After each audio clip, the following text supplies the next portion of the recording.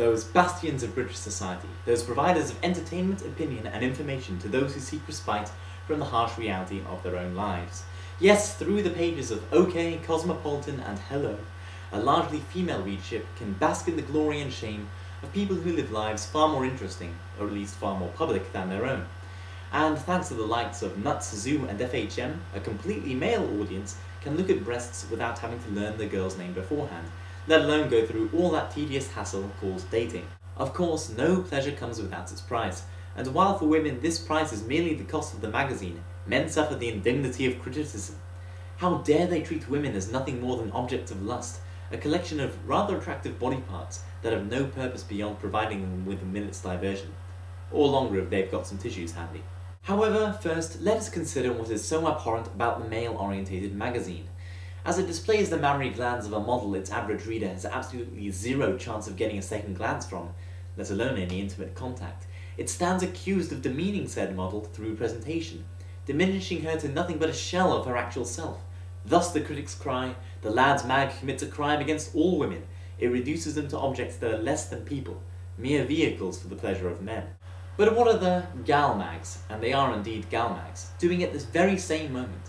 They are intruding upon the private lives of celebrities, feeding off every intimate moment of their lives. They gush with false sincerity when they learn that two A-listers have successfully bred to produce a child named after a county or vegetable, and then a few months down the line they sneer with contempt when the very same couple break up.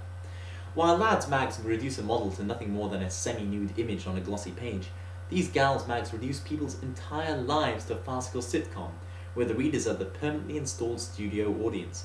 It is these exaggerated parodies of human interaction which are then presented as ideal and even inspirational for the general public.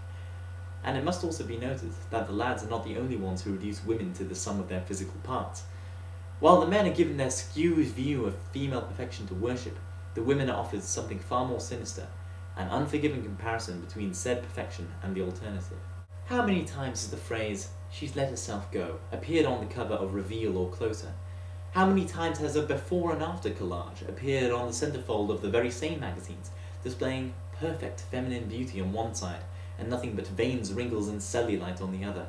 Or, in a manner that would disgust even Shylock, how often have a few excessive pounds of flesh been pounced upon hungrily, then held up for public inspection, like a headed an execution? I don't intend to justify the presentation of women by men's magazines. It can indeed be lewd, is most certainly misleading, and can encourage impressionable young men to objectify women. However, at the end of a planned shoot, the ogled model walks out onto the street, anonymous and fully clothed, until she chooses her next job. By comparison, the subject of women's magazines can never escape scrutiny, can never avoid judgment, and are always the objects of the public's obsession. As for the presentation of women, blowing the importance of how one looks in their bikini out of all sensible proportion doesn't exactly speak to me of positive reinforcement for either the body image of the celebrities or of that of the readers. And you find me a single magazine of this kind that isn't plastered from front to back with ads for cosmetic products, showing photoshopped beauties who occasionally are the same girls who posed in last week's Nuts. They flaunt their unnatural assets, screaming at the readers that this glossy dream is what they should be aspiring to, encouraging them to put all their work into their looks so that they might be prettier objects for male consumption.